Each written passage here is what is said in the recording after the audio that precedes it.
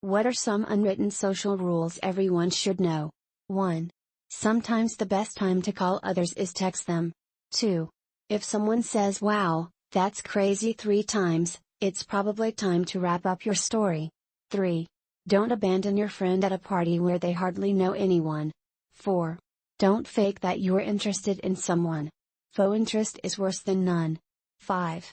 If you're borrowing something for a third time, you need one of your own. 6. Don't mess up an apology with an excuse.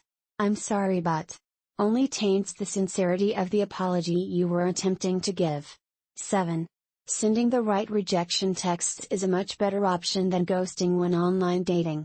8. Don't make plans in front of people you are not inviting. 9. When someone tells you a secret, take it with you to your grave, even if you wake up as enemies the next morning. 10. Respect different shades of opinions. Remember what 6 to you will appear 9 to someone facing you. What do you think? Like and subscribe.